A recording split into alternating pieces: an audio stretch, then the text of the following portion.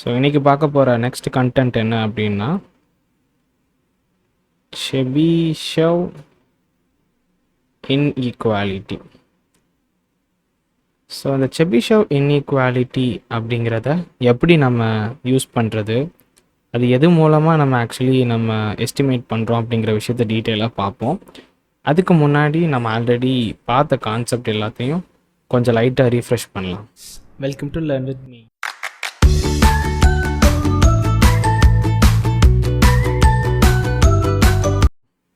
So starting with the Gaussian distribution. Okay, so அவங்களோட Gaussian டிஸ்ட்ரிபியூஷனில் உங்களுக்கு நான் என்ன சொல்லி கொடுத்தேன் அப்படின்னா, ஒரு ரேண்டம் வேரியபிள் வந்து ஸ்டாண்டர்ட் நார்மல் டிஸ்ட்ரிபியூஷனை ஃபாலோ பண்ணிவிட்டு அதோட மீனும் அதுக்கப்புறம் அதோட வேரியன்ஸும் நம்மளுக்கு தெரிஞ்சிச்சுன்னா நம்மளால் எதை எஸ்டிமேட் பண்ண முடியும் அப்படின்னா, மியூ மைனஸ் 1 சிக்மா எவ்வளோ இருக்குது, மியூ மைனஸ் ஆர் ப்ளஸ்ஸு சொல்கிறேன்.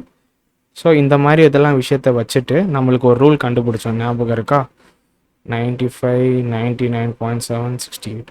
ஸோ இந்த ரூல் மூலமாக நம்ம வந்து இந்த மியூவையும் அதுக்கப்புறம் ஸ்டாண்டர்ட் டிவியேஷன் கண்டுபிடிக்கும் பட்சத்தில் இதோட பர்சன்டேஜ் ஆஃப் டிஸ்ட்ரிபியூஷன் வந்து இது எவ்வளோக்குள்ளே இருக்குங்கிறத நம்மளால் காஷியன் டிஸ்ட்ரிபியூஷனில் எஸ்டிமேட் பண்ண முடிஞ்சது.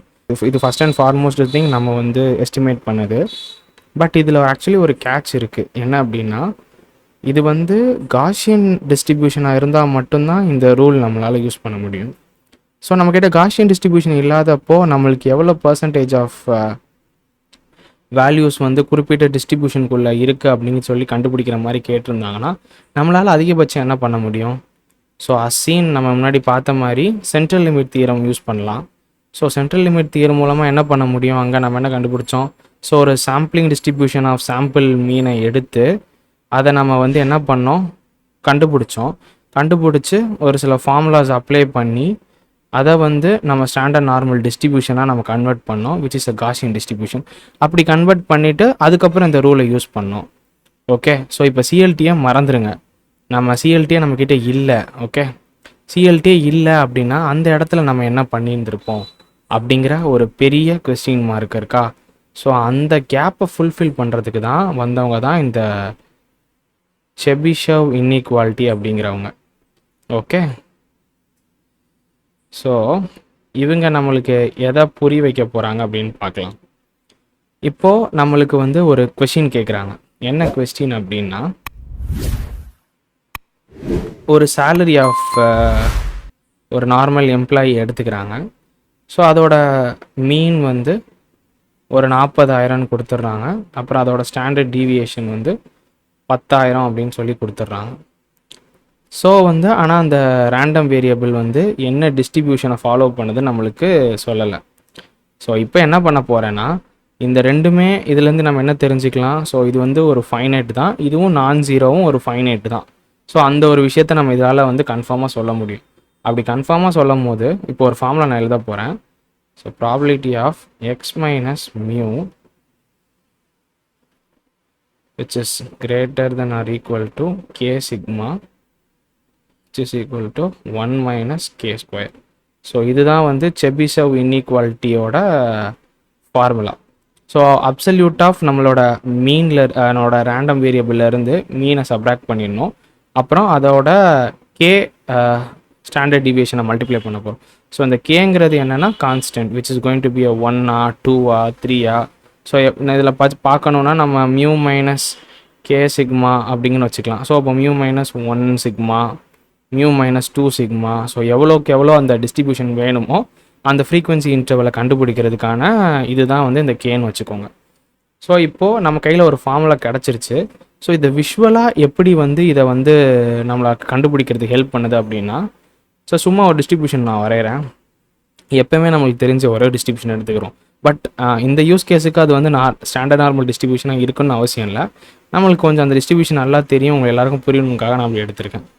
ஸோ இங்கே என்ன சொல்லுது அப்படின்னா, இந்த இடத்துல என்னோட x greater than or equal to mu plus k sigma, அதாவது இந்த பவுண்ட்ரி இதை தான் இது வந்து எம்ப்ளை பண்ணுது. இதுவும் இதை இந்த பக்கம் இருக்கிற டிஸ்ட்ரிபியூஷனை வந்து இம்ப்ளை பண்ணுது. ஸோ இதை வந்து நம்ம இந்த பக்கம் எழுதிக்கலாமா? அப்போ இது வந்து என்னதுன்னா, எக்ஸ் என்னோட random variable is less than mu minus K sigma. So நம்மளோட இந்த செபிஷேவ் இன்வாலிடிட்டி மூலமாக நம்மளோட டிஸ்ட்ரிபியூஷனை இது மாதிரி நம்மளால் இந்த இன்டர்வலை வந்து இதை கண்டுபிடிக்க முடியும். சரி, இந்த இன்டர்வலை கண்டுபிடிக்கிறது எப்படி அப்படிங்கிறத ஒரு ஆல்ரெடி நம்ம என்ன எடுத்திருந்திருக்கோம் அப்படின்னு பார்த்தா 40K மியூ வந்து 40K இருக்குது. அப்புறம் சிக்மா வந்து எவ்வளோ பார்த்தோம், 10K இருக்குது. ஸோ நம்ம இன்டர்வலை டிசைட் பண்ணலாமா? ஸோ ஃபஸ்ட்டு இன்டர்வல் என்ன எடுத்துக்கலாம் அப்படின்னா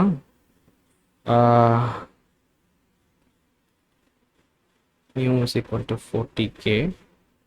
So mu minus 2 sigma அப்புறம் mu minus 3 sigma எடுத்துக்கலாம். ஸோ அதே மாதிரி அப்போ இங்கே என்ன வரும் அப்படின்னா mu plus 2 sigma mu plus 3 sigma வரும். கரெக்டா?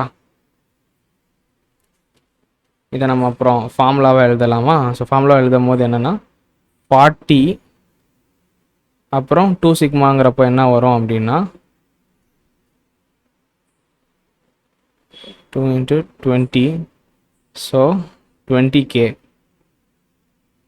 Comma. So mu plus 2 sigma அப்படிங்கிறப்போ 40 மைனஸ் ப்ளஸ் 2 இன்ட்டு கே எவ்வளோ இது பார்த்தோம், சிக்மா எவ்வளோ பார்த்தோம், அது 10K, அப்போது 60K. ஸோ நம்மளோட frequency of interval of salary என்ன, 20,000லேருந்து 60,000க்குள்ளே எவ்வளோ பர்சன்டேஜ் அப்படிங்கிறத கண்டுபிடிக்கணும். ஆனால் இந்த இடத்துல அது காஷியன் நார்மல் டிஸ்ட்ரிபியூஷன் கிடையாது.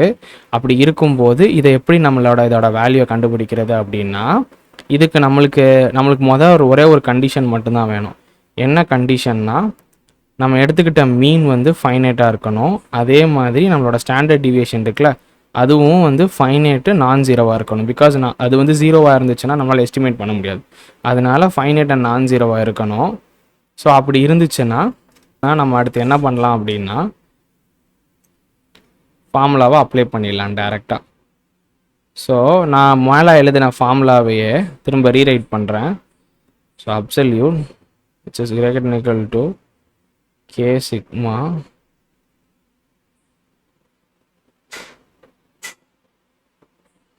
is equal to 1 by K square. So இந்த ஃபார்முலாவையே வந்து வேறு மாதிரி நான் ரீரைட் பண்ணுறேன். உங்கள் எல்லாத்துக்கும் நம்ம ஈஸியாக புரிகிற மாதிரி இதை K சிக்மானோ less than or equal to x minus mu plus K sigma. So ஒன்றும் இல்லை, இது வந்து greater than mu plus K sigma less than Q minus K sigma நம்ம புரியுறதுக்காக எழுதியிருக்கேன். ஸோ இதை ரீரைட் பண்ணும்போது நம்மளோட சிம்பிள் இப்படி மாறிடும், 1 மைனஸ் K ஸ்கொயர் ஆகிடும்.